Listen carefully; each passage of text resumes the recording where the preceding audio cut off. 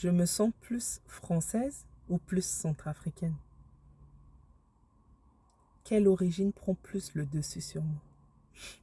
Nibarala, quoi, j'espère que vous allez bien. Moi, je vais très bien par la grâce de Dieu. Je te souhaite la santé parce que si tu as la santé, c'est le plus important. Le reste, c'est des détails. Akega après, d'accord?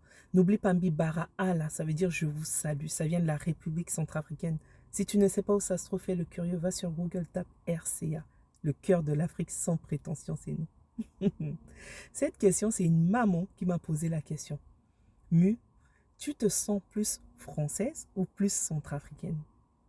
Étant maman de 2 enfants métis, gabonais, et en fait, elle avait juste envie de comprendre. Elle s'est rendue compte que ses 2 fils étaient totalement différents.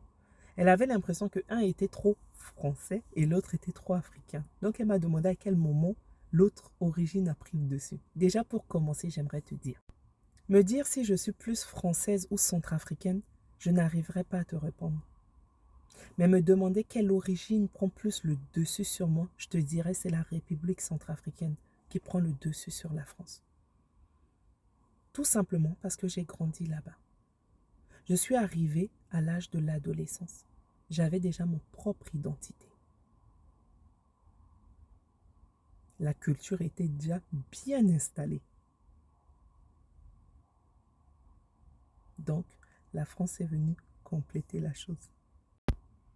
Pour d'autres amis, des amis que j'ai côtoyés, des gens qui m'entourent et que j'essaye d'observer, quand tu grandis trop dans un milieu où c'est l'autre côté qui est trop dominant, ça veut dire, exemple, tu as grandi en France, papa parle que français, maman parle que français, à l'école c'est que français.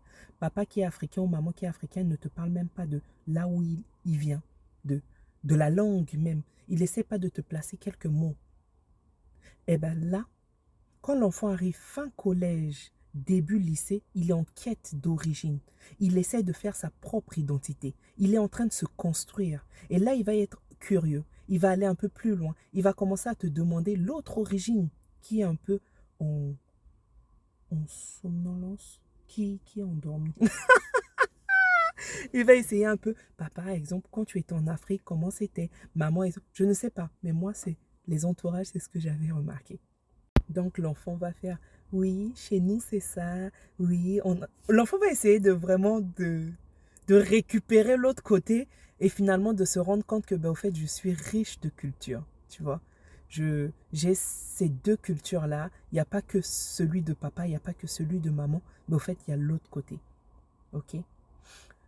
Je ne sais pas toi, mais j'ai remarqué que même quand on a les 2 parents différents, que ça soit ivoirien, togolais, que ça soit centrafricain, congolais, que ça soit français, italien, que ça soit... J'aimerais bien que tu puisses me dire, toi, c'est quel côté, c'est quelle origine qui prend plus le dessus, d'accord? Parce que c'est beau. Moi, je joue avec. Ça veut dire que parfois, je suis centrafricaine. Parfois, ah bon? Ouais, bon, je te laisse, je te fais des gros bisous. Mouah.